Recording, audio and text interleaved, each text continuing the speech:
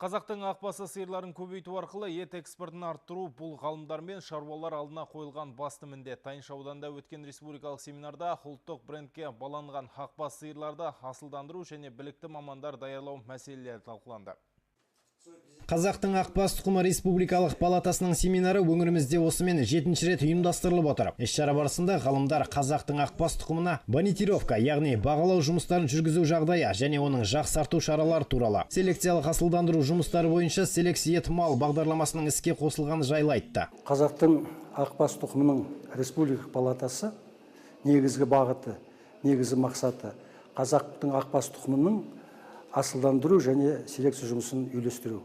Мынау бірінші республикалық семинар. Бұған қатынасқан тек қана бонитерлар.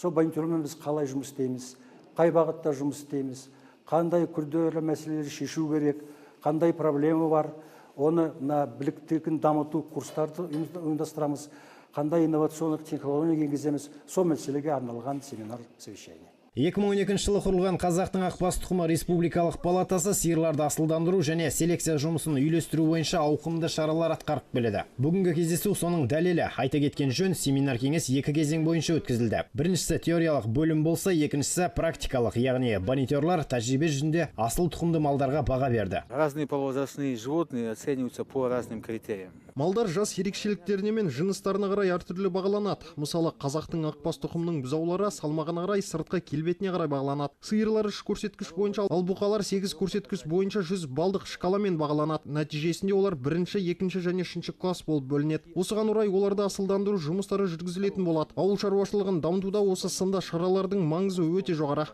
Семинарға қатысқан ғалымдардың айтуынша, солтүстік Қазақстан облысында ақбас сиырдың саны бүгінде 10 мыңнан асады. Оның 3 мыңнан астамы осы Племзавод Алабота жауапкершілігі шектеулі серіктестігінде. Аталмыш қожалық 1932 жылы құрылған. Содан бері міне мал өсіріп, шаруашылығын дамытып келеді. Қазіргі таңда серіктестікте 240 адам еңбек етеді. Біздің мекемеміз 1932 жылы местное хозяйство номер 300 деп құрылған. Сол биыл мінеке 85 жылдығын тойладық. Біздің мекеме айналысады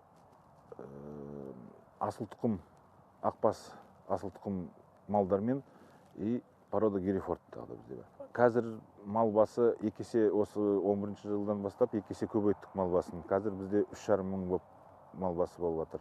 Асыл тұқымды мал шаруашылығын селекциялауға бөлінетін қаражаттың 70% қазақтың ақбас сиырларын асылдандыруға жұмсалады екен. Қазақтың ақбас сиыры біздің брендіміз, әрі игілігіміз. Сондықтан да осы сынды семинар кеңестерді өткізіп тұрудың маңыздылығы зор дейді аталмыш сала мамандары. Нұрсұлтан Тілектес, Орал Амренов, жаңалықтар қызметі.